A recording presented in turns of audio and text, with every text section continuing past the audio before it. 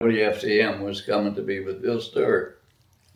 And that evolved into, well, I'll just put you on kind of a regular schedule of, about a couple of times a year that you come in and talk, and I'll have stuff that relates to the college and so on. That's how it got started, was with Bill. And went from there until later years. Then we worked out a program that then was my program on WFTM. And I get some of the histories not exactly right sometimes, because some of my history, I had a small stroke in, I think, September. I didn't even know I'd had one. The nursing people didn't know I'd had one, but it showed up on a test that I had. But it did affect one part of my brain. And it was about historical things. Some was good and some just wasn't there. I didn't have strange memories. It was just some of it through the stroke got dispersed. But I retained a lot of it. It was just hit and miss. Something disappeared, something else didn't disappear. It was just one of those things. Yeah. The stroke affected some memories. Not completely. Hallelujah. And through talking to people like you and so on, they might bring up something and I'll say, oh yeah, I remember that. Or I don't remember that. Sometimes I do and sometimes I don't. Well, tell me a little bit about your growing up. Oh, well, I can tell you about that. I was born and raised in West Virginia. By God. I wasn't born in a log cabin, but I was born in a small town in West Virginia, Ronceverte, on the Greenbrier River, and Ronceverte is Greenbrier, and it's Greenbrier County, and a lovely part of West Virginia. Grew up there, went to West Virginia University from there, and got my baccalaureate degree at West Virginia. Had nice days there, did a lot of stuff. Went from there then to work on my master's. There also, I had about a year off after my baccalaureate degree, and then, I guess 2 years off, and then came back and did a year to get my master's degree at West Virginia. Then I went to work through some friends at Marshall University in Huntington. And after a couple of 3 years, I think it was about 3 years I was there, and the people that I had been with before and had done stuff with before, there was an opening at the University of Virginia, and they thought that I might be interested in it because I talked about going on and work on a doctorate. So they, in discussions, and I knew the dean from there because we had gotten together sometime through one of the visitation things that they did. And so they talked me into coming to Virginia to go to further schooling. So I went back to Virginia then and got my doctorate at Virginia in higher education administration and counseling. And I'll kind of do it periodically, because I went from then, finished my master's at West Virginia.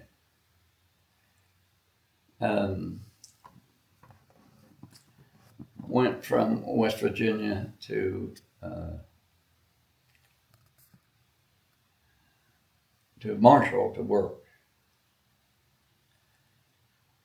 and was assistant director of admissions. I became the director of admissions, and I went from that to, and I won't put the number of years because it's kind of, I'm never sure how many years I was there and so on. Anyway, after being there a while, I thought about going to work on my doctorate, and I had talks with various people, and you should do that.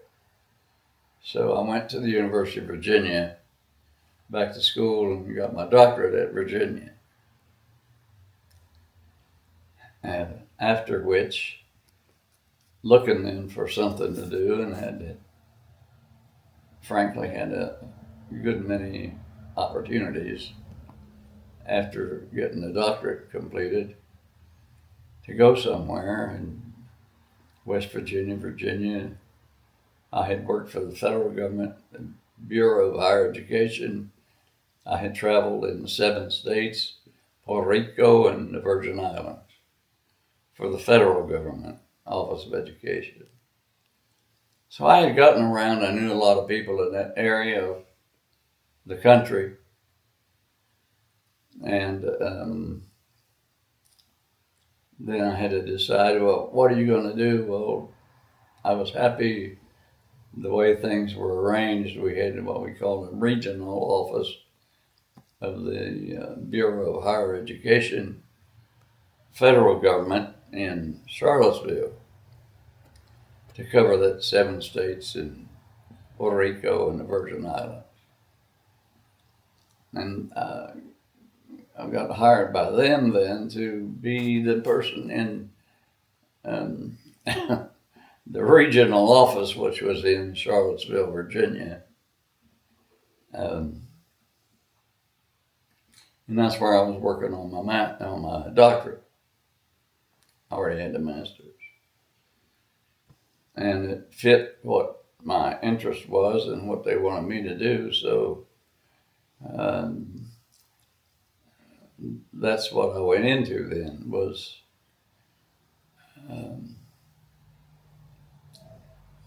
because I had the experience with all these kinds of places and knew people in all these kind of places.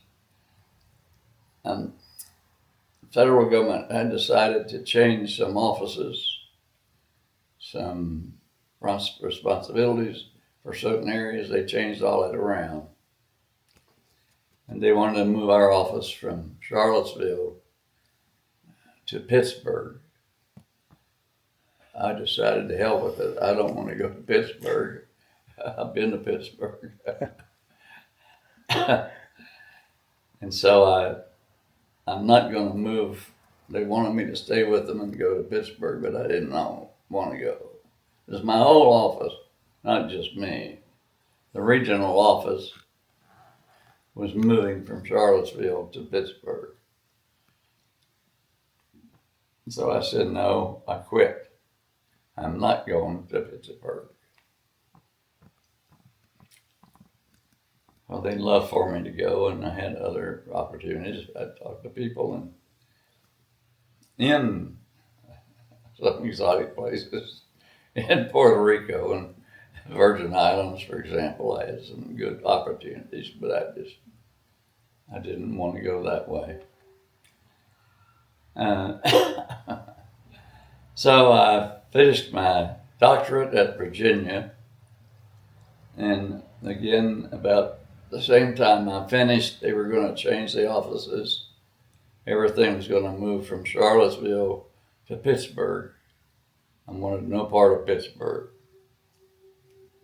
Well, I had worked with all these 7 states and Puerto Rico and the Virgin Islands through the other stuff I did. And I started looking for a different place to go. I don't know how many interviews I had, blah, blah, blah, blah, blah, blah, blah, blah, blah. This final decision was what I liked best, the people I worked with and the people I had worked with already, in the 7 states and Puerto Rico and the Virgin Islands. I liked what things were getting done in Kentucky. And I had worked on primarily um, working with institutions, colleges, and universities in Kentucky to get federal funding for buildings on those campuses. I had the whole state of Kentucky. Fortunately, I did have the whole state. Well, I'll get away from all that, but all of that led up to the fact that I liked Kentucky. I wanted to stay in Kentucky. I looked at a lot of other things. They were going to move the office to Pittsburgh. I was not going to go up there. So I started looking around, and as a result of all that, and going places where I had been working for the federal government, I really liked what they were doing at Western, stuff they were working on, and liked the way they were working, liked the people there. And so I ended up then going from the regional office, it was called, for the U.S. Office of Education, Higher Education, because of my work with all the other institutions and states and so on. The best fit that I got for me and for the institution was to go to Western in Bowling Green. So I went from the regional office in Charlottesville to Western. When they moved that office to Pittsburgh, I went west to Bowling Green. Never was sorry of that. I had a good experience at Western. Good people. Loved working with them. Had a very good experience and traveled all over Kentucky then. And I'd worked with many of the institutions already from the federal government position with grants and loans for building buildings. And I'd worked with just about every, I think there were 2 or 3 institutions in Kentucky I had not worked with from the regional office in Charlottesville, but just about every institution I had done something with and for. So I was very familiar with 7 states, Puerto Rico, and the Virgin Islands. So when it came down to it, they were going to move this regional office to Pittsburgh. I said, I ain't going to Pittsburgh. Forget it. So looking at everything that was out there, and I talked to people, talked to the institutions, and at the time, the best fit that I liked, and I felt like liked me, was to go to Western Kentucky University. And I looked at a whole lot of places. God, yeah. But the people were good. What I was going to be doing was good, and led to what I thought was the way I wanted to go. So I went then from the regional office, which was going to move to Pittsburgh. I looked at other positions, but the best one and people I liked best were at Western Kentucky University in Bowling Green. So I had a lot of opportunities. I really did. Including the College of the Virgin Islands and Puerto Rico. They were interested also.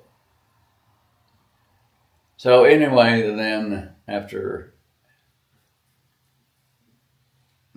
going, I went to Western, and I had talked with the University of Kentucky.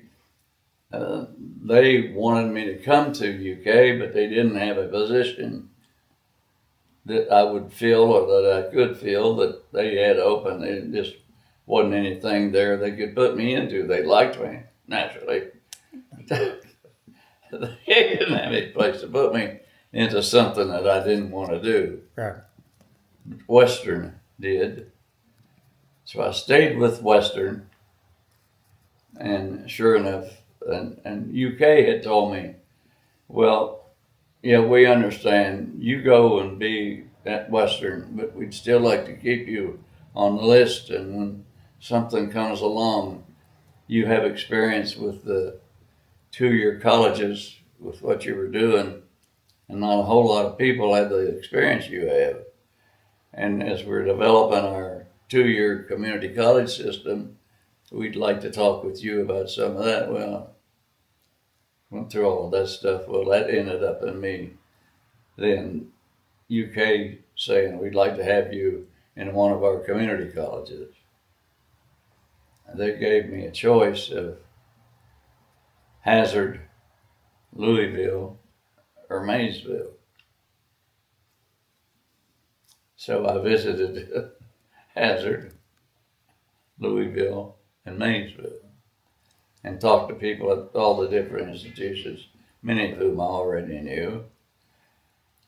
And all in all, decided that the people were the best fit for me to what they were doing, and what they were interested in me doing for them was at Western. And so that's how I got to Western at that point. And after being there, I forget exactly whether it was 2 years or 3 years. I blame that on the little stroke I had. I don't know whether it was 2 years or 3 years, but it was that period of time. I got a call one day from UK. We got a position coming open in one of the community colleges. We have 3, actually. We want you to visit all 3. And we want you in one of our community colleges. We want you to go visit all 3 and see which one you like. It was Hazard, Louisville, Maysville. So I visited all 3, but to me there was no question. I'd rather be in Maysville than in Hazard or Louisville. And so that's what I did then. I came to Maysville to be the president of Maysville Community College. Bingo. Well, you sure saw a lot of growth Oh, during yeah. your time Oh, yeah. as president of the college. Can you Oh, talk a my. little bit about that?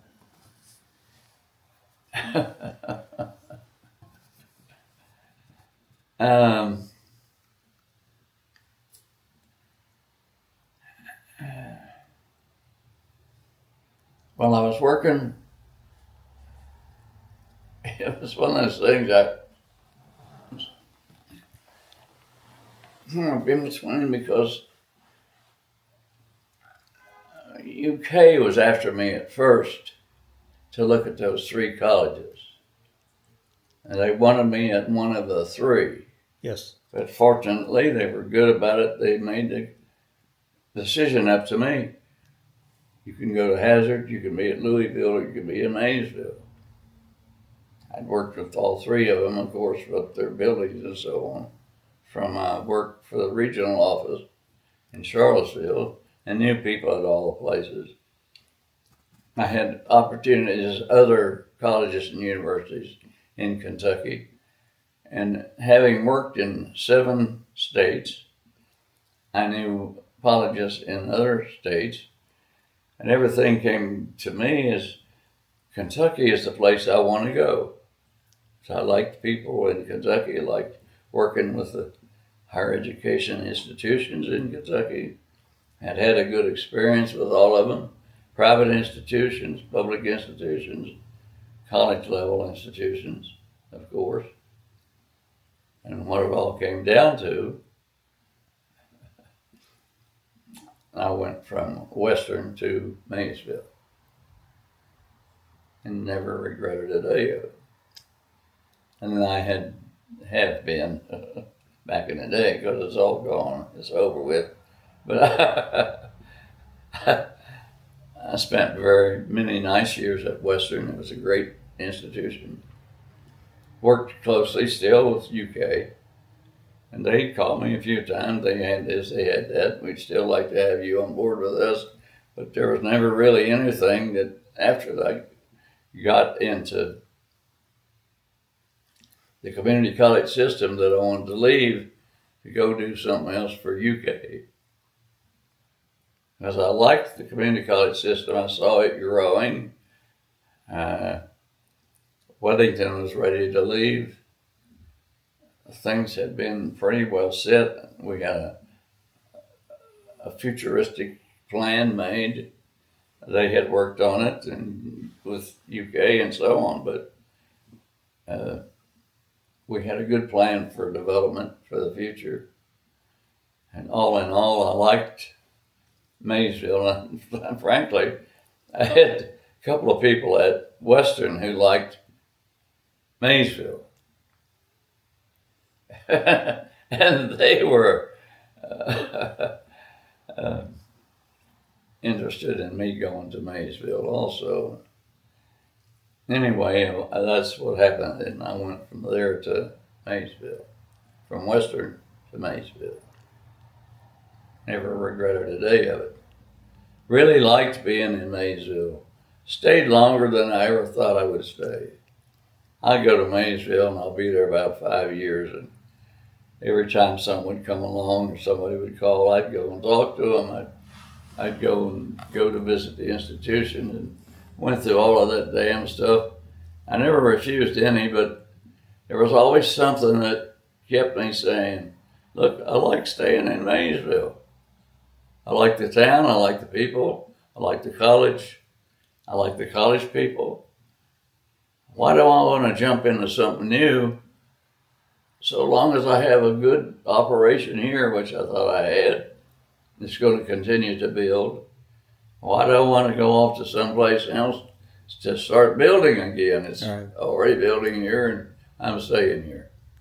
So from staying what I had said in my mind, I'll go to Maysville for about 5 years and then I'll see maybe what UK has or look at some other positions.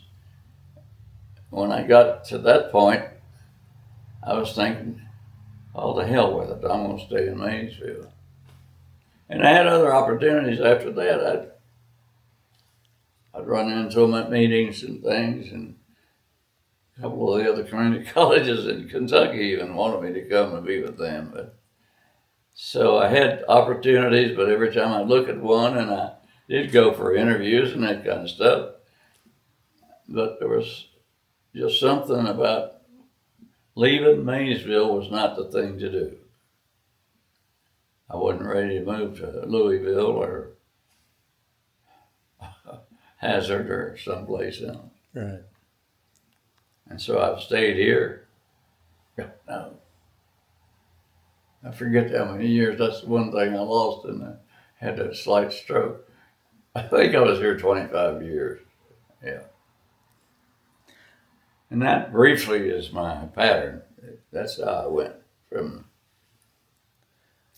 Okay, well, you're president of the college, but you've done so much more. Where did the military come in?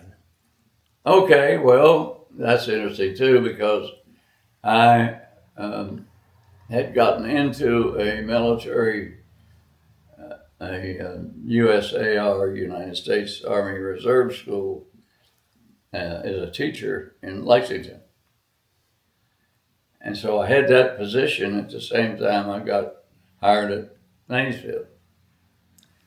So I was able to get in the unit in Lexington. So I traveled between Maysville and Lexington to get to my unit meetings and all of that, and served with that 2085th USAR school. I forgot, I don't remember how many years. That's something I've lost sometimes. I can't remember the exact number of years I've been somewhere. I've been somewhere so damn many places that sometimes I forget the number of years I've been at this place or that place. Or I get screwed up and say, no, I wasn't there, this was that. Well, but I went, part of the decision making that I had through the years after being at Maysville Community College was also tied to what am I going to do about my reserve training? Because I had the unit in Lexington. I had a good plan of that to stay with Lexington. if I went somewhere else, I had to look for a spot for reserve training. And it just wasn't out there. But I had to look at that as one of the reasons if I was going to move someplace. All right. I didn't want to move somewhere where I was going to have to go 100 damn miles twice a week to do stuff, that kind of thing. So I was able, thank God, to continue my reserve business in Lexington, the Army Reserve. And it always worked out. I came once a week for a long time, and active duty for at least 2 weeks, sometimes more than that. In summertime for summer training for reserve troops. But I had a direct tie-in with the Army Reserve, again in an educational role, educating soldiers as to what they're going to do. And our training was primarily for sergeants through majors, like mid-level responsibilities, as low level up to through major. I guess we had some courses through lieutenant colonel, actually. But I was lucky I had this place in Maysville, and I had the Army Reserve in Lexington. And I had time to do both. While I was at Maysville, I would go one night a week to Lexington, sometimes one weekend a month, and one weekend a month, and stayed in Lexington Reserve because of that. They had a unit here, but it wasn't my kind, and I knew my chances for opportunities with the reserve were with the unit out of Lexington. And it was. Frankly, and I've never made a big thing of this, I could have been a general in the Army Reserve in Kentucky. Because when it came along, and as you know, what they do in Reserve, National Guard too, I guess they still follow pretty much the same plan. The only way you get to be a general in the Reserve or National Guard is somebody dies and you're in the right spot to move to that position and that sort of thing. So one of these positions came open. I had been to the Army War College, which is a top level Army educational branch. And when they saw that in my record, then I got several opportunities to go other places. And by the time I was a full colonel, yes, I could have gone some other places. And there was an opportunity for brigadier general in Louisville. And I don't know that I would have been number one to be considered, but I was right up there with two other people. I think there were three people, and I was one of them. General Shires has a nice ring to it, doesn't it? It does have a nice ring. It does. And I never had a general in the family. My great-grandfather, Shires, was an NCO in the Confederate Army in West Virginia. My Shires' great-grandfather. My grandmother's father, who was Polish, Makowicz, was with the Union Army. So I had a Confederate soldier and a Union soldier in the two armies in the Civil War. And just a sidelight of that was that my Aunt Louise, who was my daddy's sister, she at some time in her life, she was never married, had a good job with the agricultural education na- American U.S. Office of Education is what I'm trying to get to, but she worked in West Virginia, and so I looked at the possibility of what ifs, and since I'd been to the War College, I had had good experience with the unit in Lexington. I was at the right level there. I was a full colonel, and so I was considered to be a general, for qualified for the general position. If I wanted it, I had to go do this, do that, and this, and that, and that, and that. But it was out there. There were three of us. Two were in Louisville, and I was here.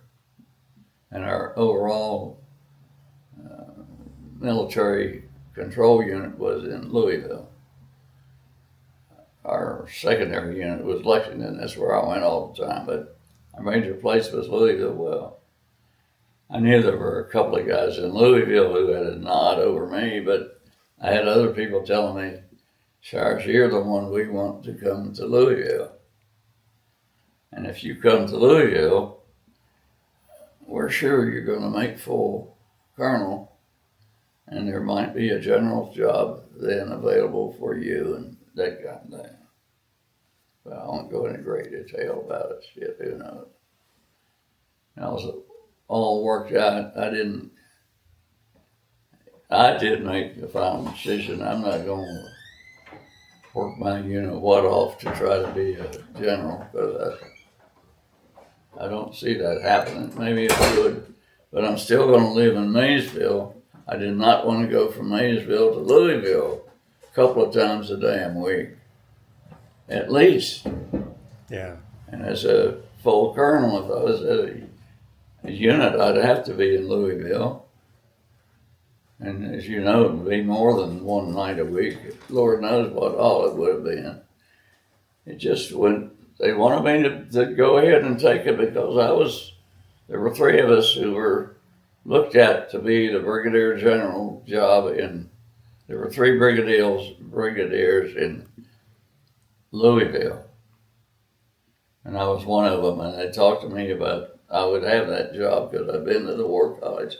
I had done this, I had done that. But they could tell that I wasn't really too happy about I'd have to move, because I wasn't going to be a brigadier in Louisville and have to live in Maysville. Too much going and coming and going and coming. Because there were a lot of units in Kentucky. I'd had to go to all of them anyway. So I opted to say, forget me about being a brigadier. I'm getting close now. I'll just retire as a full colonel. And I know I could be considered and maybe would have a brigadier's job, but it would be an awful thing for me to try to live in Maysville. I don't want to leave Maysville to go to reserve stuff in Louisville. It would be hard for the people in Louisville to work with me if I'm in Maysville, all of that damn stuff. All right. And I wasn't that hot about going to a unit in Louisville in the first place. So anyway, I decided to take my name off the list. I'm going to retire as a full colonel, and that's the end of it.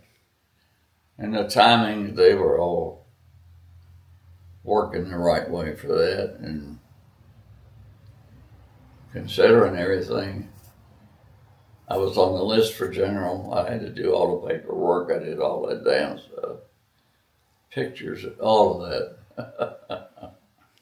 So I could have probably been a general, but God knows where I would have been assigned. If I'd have been in Kentucky, I might have had to go to Ohio or Indiana or someplace around Kentucky even. And I was told, Shires, you're top of the list. I said, well, If I was ready to leave town, I would go, but I'm not going to live in Maysville, continue to live in Maysville, and have to be a general with an office in Indianapolis or Louisville, which would have been the case. No, I'll just stay where I am and be a full colonel and forget the generalship. Glad you did. There's too much stuff, it's just too much to do, and living up here and being connected with all that stuff. Right. I don't wear my ass out going to Louisville. Okay, well, And my ass wasn't getting broad enough to stand too much shaving off by going to Louisville. Okay. Now we've talked about a little bit about your growing up, about your college, about the military. How did you get involved with the museum? Well, let's see. They were building the new museum, and let's see if I get it right. Robin will correct me if I'm wrong. But during the time they're building the museum, Lewis Browning came to me and said, Shires, you would be somebody we would look to as being the lead person at the museum.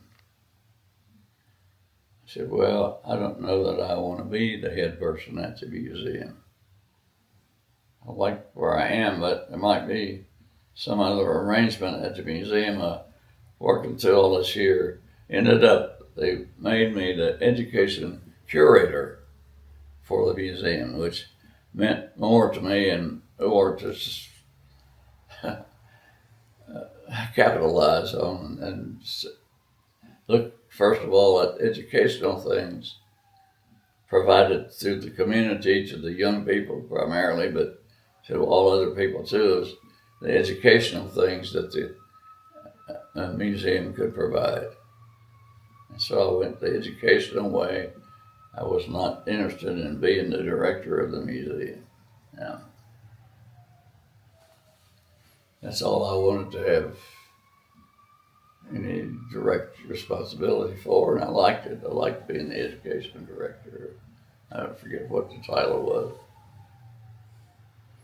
Well, I know one of the big parts of it were the museum scouts. Oh yeah, I started that. Enjoyed it quite a lot, and I've got one little thing that sticks in my head. Sometime this past year, I don't remember when it was. It's when we were still going out at night, like we went to Kenton on one night and then went to Chance Bar on another night in the evening. And one of those, I'm pretty sure it was at Chance Bar. We were there that night just to have a drink and talk and have a get together. And as we're leaving, and I have no idea who she was, a young woman, a little more than a young child, but not quite a full woman, as I would see it, like a youngish woman, like as I see it, 13, 14, 15, something like that. We were all walking out, and she stopped me as I was walking out, touched me on the shoulder, and said, Shires, you were the best. They settled it for me for that day, that's for sure.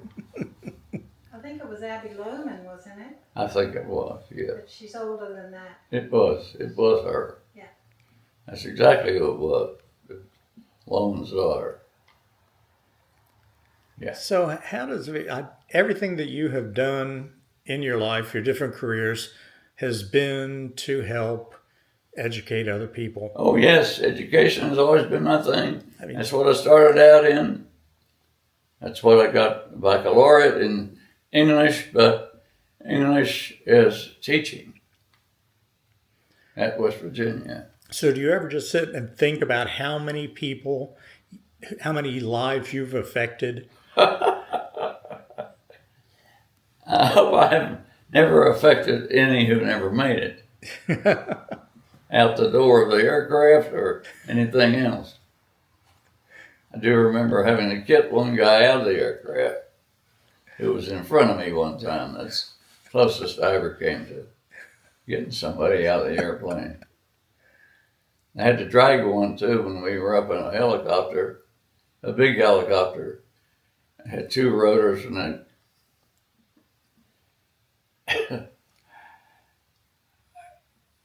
hearing came on and the pilot said, "Sorry about this," but he said, "We've lost one rotor."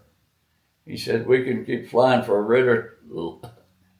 little while, but you're going to have to get these men off of this helicopter because we can only stay up for a certain time with one rotor moving. We're not going to crash, but it's going to be a slow, what's the name of slow? So you tell me we need to get the hell out of here." He said, "That's what I'm telling you."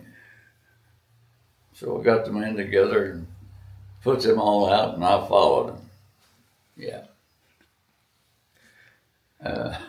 So are there any stories that you think I've missed? I've tried to hit all of the highlights. Well, one of the highlights was, because it was interesting, we had a big maneuver of some type. And I was to be the safety officer on the drop zone. And looking at the plan then after I got out to the field where they're coming in, and I had to handle the communication with the airplanes, with the Air Force.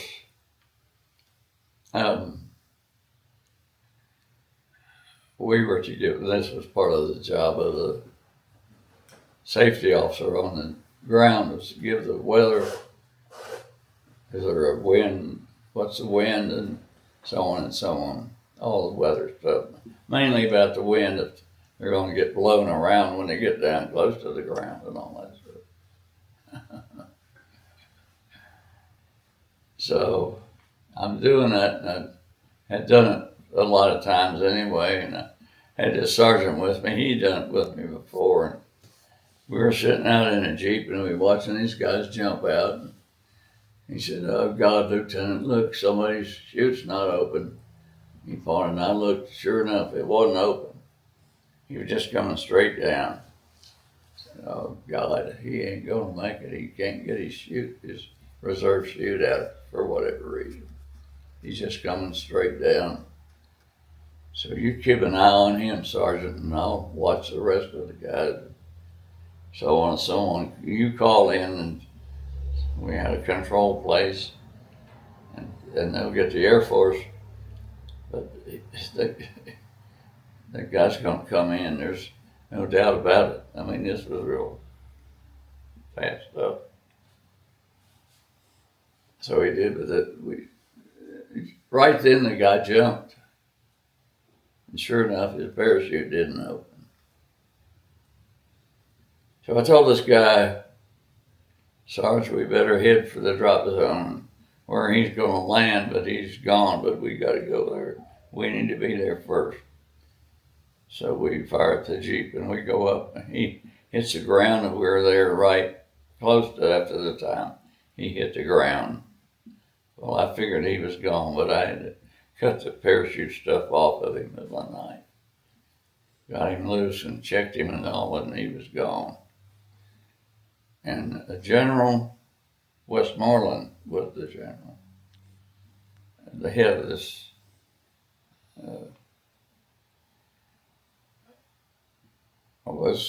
problem, this, whatever they call this thing they were doing, a maneuver. And just a few minutes, just a couple of minutes, this helicopter came in, and it was him. Westmoreland came over. And it was just me and the sergeant with this boy who had hit the ground. "Well, what about it?" He looked at my name. Shires, is it? Yes, sir. I said, well, I'm just getting ready to examine him, but I'm afraid he's gone because his parachute didn't open, blah, blah, blah, blah, blah, blah, blah. Yeah, you're handling it just fine. And I said, General, I'll get everything policed up. We'll have his parachute, so on, so on, so on. Talked to the jump master. I went through all this stuff. I'll take care of all that, and I'll have that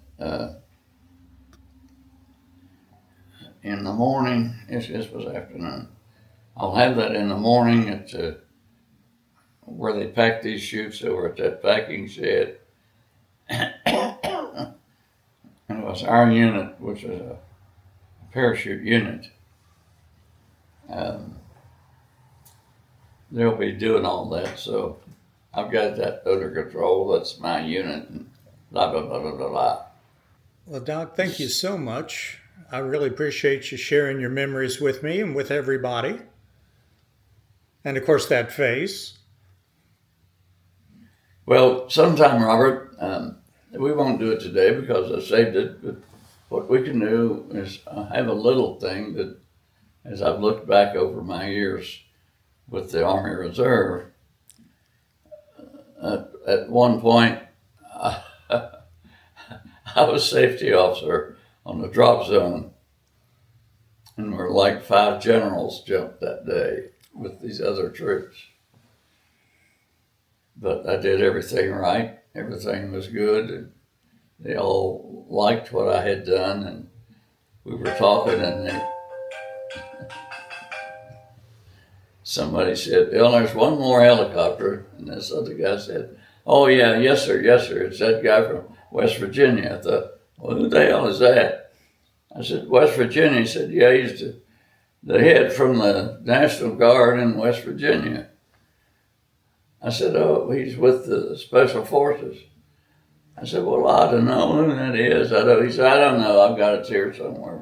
Well, they're coming in. He said, we'll get him down here and you can talk to him then. I said, okay. So we got him on the ground, and he was the last one to jump. So we had the others. We had 4 different generals before him. He was the 5th one. They got me over to see him, and General, you're the last one, blah, blah, blah, blah, blah, blah, blah. And he looked at me and had this grin on his face, and he said, Shires, I'm from West Virginia. I said, General, I hear you are from West Virginia. He said, you probably know me from my family, which my sister and her husband live next door to you. Huh. I said, yes, that's exactly right.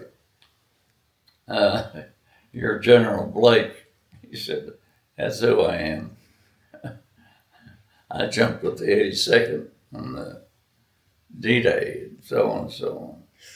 Well, it blew everybody's mind, didn't it? Because all these other people are there, 4 other generals, and Bill Blake, who was the the general for the West Virginia National Guard, Anyway, he's the general of the West Virginia National Guard. He sees me and comes over. Shires, it's good to see you. Loudon starts its own town stuff. Well, I guess Roncevert made it to this drop zone. Yes, sir, we did. Well, I'm glad you were here on the ground to see me come in. And no problems. I said, no, sir, no problems. We had a great get-together there. Well, that information got back to my company commander, who was a captain at the time. I was the first lieutenant. So he called me into the drop zone like called me into his office the next day. Shires, have a seat. He said, we need to go over some of this stuff from the maneuver yesterday. Yes, sir. And he grinned and said, and I do have to say, it was something to see you and General Blake were friends from West Virginia. I said, yes, sir. So we had a big laugh and a big talk about it. It's a small world. Oh, yeah. Well, I had a little thing I did one time. We'll do it sometime. I had experiences that I've pointed out for 5 generals in my military career that I remember. He's one of them.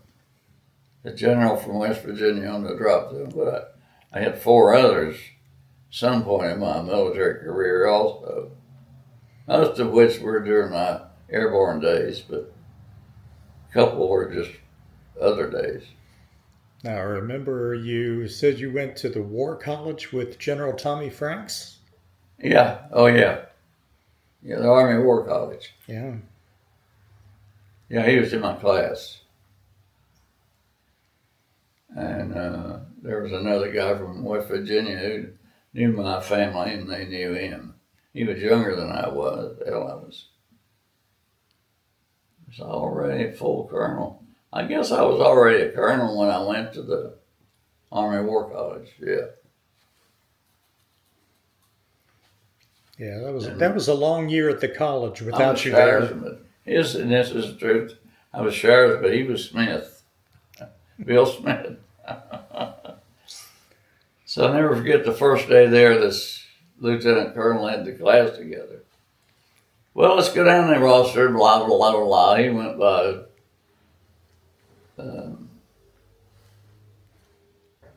the